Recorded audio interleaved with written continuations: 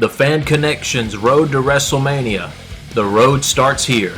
So we're taking it all the way back to WrestleMania 1, and we're willing to highlight all the key matches and moments from WrestleMania 1 to WrestleMania 40 to get us ready for WrestleMania 41. And as soon as WWE War Games Survivor Series has ended, y'all get ready, y'all buckle up.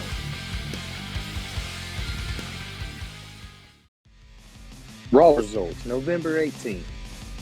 Starting off Raw with the Women's War Game Challenge. So practically the Chaos teams that we were talking about in the last episode are all out there to spark Rhea Ripley's return. And she shouts War Games, and then they all start fighting. So they're all going to be meeting in the War Games cage.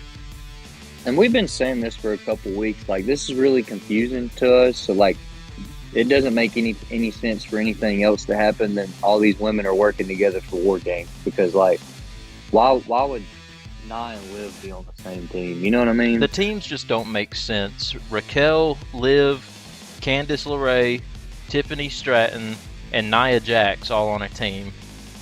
Okay? So, I mean, there's obvious shenanigans that are going on between all of these people. And I think maybe being in the cage might be a good opportunity for a cash-in. Yeah, this might be Tiffy time. And then on the other team, we've got Jade Cargill, Bianca Belair, Naomi, Io Sky, and Rhea Ripley. It doesn't even look like Io Sky wants to be on this team to me. She did not seem like she wanted to be there. She keeps running out kind of late, too. Like, she's trying to be included in this, but she's always the last woman out. Have you noticed that? Yeah. And I feel like this kind of angle just kind of got made on the fly. Like, it doesn't really make a lot of sense, but maybe it'll be cool. I think Io Sky's more focused on her title match with Liv whenever it comes around, because she did win a number one contender tournament. And she might not even get that chance if Tiffany cashes in on Liv during War Games. Yes, that's true. That's an endurance test. It's like, if this is the time, now, it's the time. Do you know off the top of your head if any of these women in War Games this year have been in it? I think maybe Mommy has been in one. I don't know for sure. I don't know for sure either. I did notice Rhea Ripley was wearing an orbital mask like The Undertaker. Yeah, it was kind of cool. But then we get into our first match. Rey Mysterio and Zelina Vega versus Chad Gable and Ivy Nile. And Rey Mysterio and Zelina Vega ended up coming up with the win. But, dude, we've talked about this countless of times. As soon as Chad Gable gets up, bro, they push him all the way down. This whole program is to kind of push Zelina Vega up. Nobody else is really gaining anything from this. Exactly. And she has improved. I'm starting to enjoy seeing her on TV more because she has gotten better. Yeah, she's a more likable female talent for sure. Like, when I first seen Zelina, I was like, okay, she's like just, her entrance is better than how she wrestles, you know what I mean?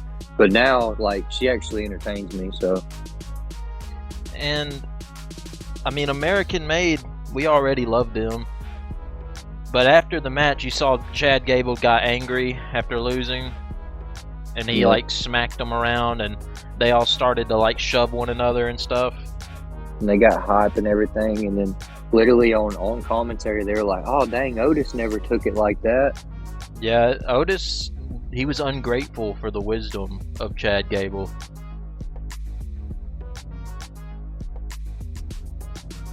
But then, we got the badass Braun Breaker taking on Sheamus in an IC title match, which unfortunately ended in disqualification due to Ludwig Kaiser's interference. And I just want to say that's some freaking bullshit too, because, dude, Sheamus has never won the IC title, and if any moment was his moment, it was that moment. And then Kaiser just ripped it right out from under him. So now, Sheamus's IC title match that he gets next will most likely be a triple threat again. I low-key wanted Sheamus to win. I understand why this DQ had to happen, though, because, I mean, Braun Breaker's not going to beat a multi-time world champion outright like that, and they don't want Braun Breaker to lose either, so they had to do something. They looked great in this match, though. They were both doing a lot of cool stuff. Irish Curse from the top. I always love to see Braun's spear and the Frankensteiner, and I mean, he's just getting better and better all the time. I really But don't dude- feel like this Ludwig stuff has a lot of purpose to it, though. And it's like, I get that Gunther was talking to him and telling him, like, you need to take what's yours and stuff. He's jealous of Sheamus's opportunity. I just kind of feel like it's lacking real substance. The War Raiders defeat Dirty Dominic Mysterio and Carlito. This is just setting the War Raiders up to lose, or to win the titles against JD and Finn. That's all this is. Yeah, it was really just kind of a squash match. It was an excuse to get the War Raiders out in the ring so they could get attacked by the Judgment Day. And I mean, them jumping the War Raiders doesn't really make them look bigger, stronger, or in charge at all. It really, to me, all it does is make it feel like the War Raiders, when they do get in that title match and the bell finally does ring, it's over for them. Yeah, they were JD and targeting Finn's the gonna lose neck. them. They're trying to get an advantage for their match coming up. But I do feel like this is the time for them to drop these titles. And Finn Balor is going to snap when they do. Especially if Damian Priest manages to capture gold. And then, like, I mean, his team's already kind of falling apart. I wonder if maybe the Demon's still in there somewhere. But then we get into the main event. Seth Rollins and Big Bronson Reed 2.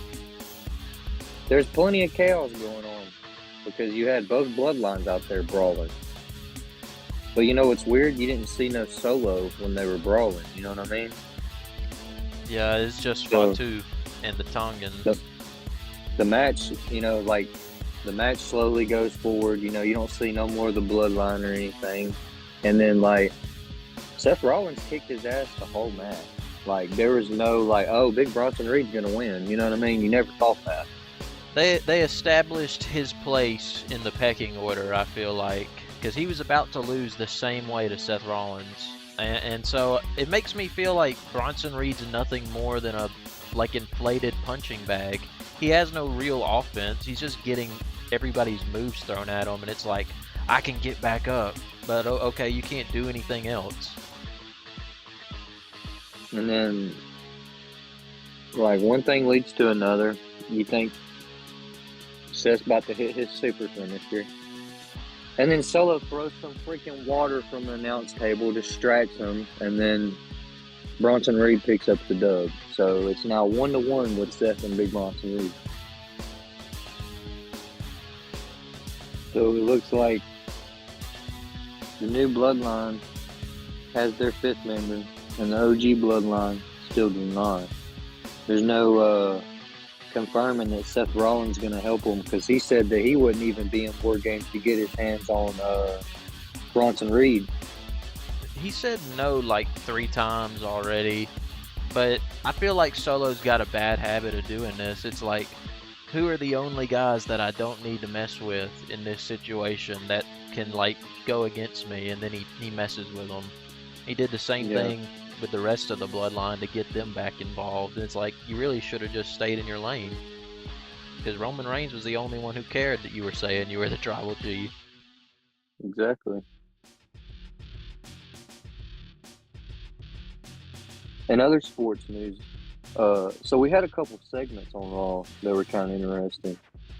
So the first one I wanted to talk to you about, and everybody else, was Gunther actually tried to, like, sneak Damian Priest, right? And Damian put his ass on the ground. Yeah, it wasn't much of a sneak attack.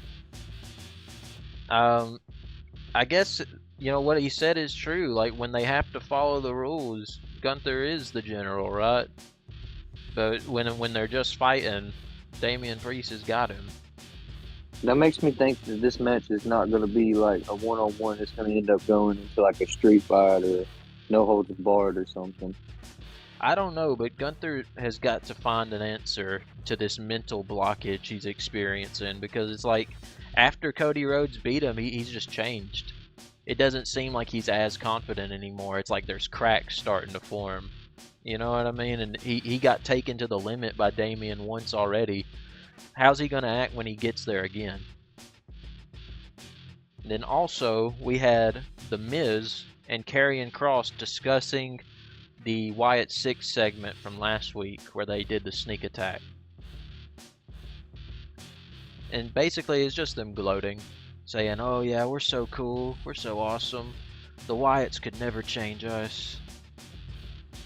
And so Bo Dallas in responds. another segment, yeah, in another segment after that, Bo Dallas looking like Bray Wyatt out there in that segment. I kind of feel like what he said was pretty generic, though, in the actual response. It's something I would say. I'd be like, you chose this, I didn't want this, you know? He did kind of target The Miz first, didn't he? Or rather, I The feel like Miz he started did. acting funny, and then he did something about it.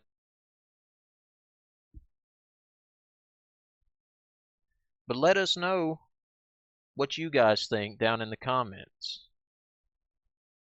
Y'all think Gunther and Damian Priest finna duke it out in a street fight? And how do you think the Wyatts will retaliate against Miz and Karrion Kross? And And then, who's gonna win the women's War Games match? I know y'all curious about that one. and who are your picks for the mysterious fifth partner of the OG Bloodline?